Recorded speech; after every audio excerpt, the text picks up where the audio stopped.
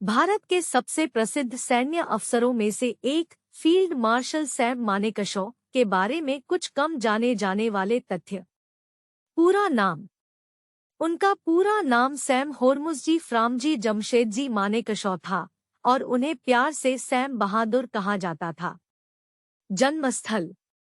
Sam Manekshaw का जन्म 3 अप्रैल 1914 को पंजाब के अमृतसर में हुआ था, लेकिन उनका परिवार मूल रूप से महाराष्ट्र राज्य के एक छोटे से गांव वकटाने से था। प्रारंभिक इच्छाएं।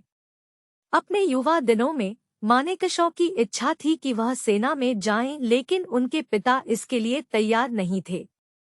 इस पर मानेकशॉ ने जिद कर दी कि वह ब्रिटेन जाकर गायनाकोलॉजिस्ट की पढ़ाई करेंगे। उनकी इस जिद से हार मानकर उनके पिता उन्हें सेना में भेजने को तैयार हो गए।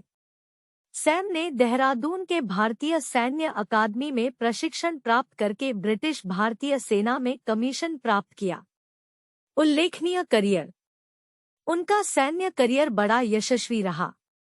उन्होंने द्वितीय विश्व युद्ध के दौरान बर्मा और मध्य पूर्व में ब्रिटिश भारतीय सेना के अधिकारी के रूप में अपना योगदान दिया। कहा जाता है कि बर्मा युद्ध के दौरान उनके शरीर में 9 गोलियां लगी थी, लेकिन उन्होंने मौत को भी चकमा दे दिया और जीवित बच गए। भारत की आज़ादी के बाद उन्होंने भारत पाकिस्तान के बीच हुए 1947, 1965 और 1971 के युद्ध में अपना उल्लेखनीय योगदान दिया। इसके अलावा उन्होंने भारत चीन के बीच 1962 के युद्ध में भी वीरता का प्रदर्शन किया। भारत पाकिस्तान युद्ध।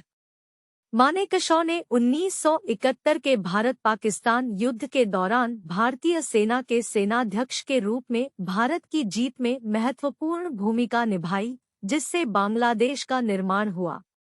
भारत के प्रथम field marshal.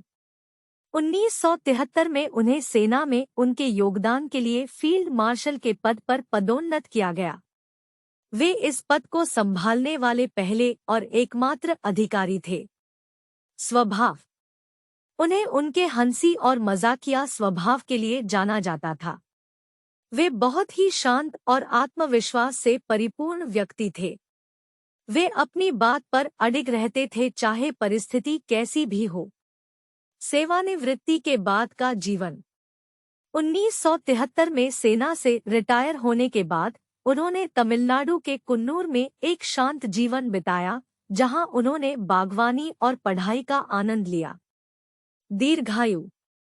Field marshal Sam Manekshaw 94 वर्ष की आयु तक जीवित रहे और 27 जून 2008 को इस दुनिया को अलविदा कह दिया।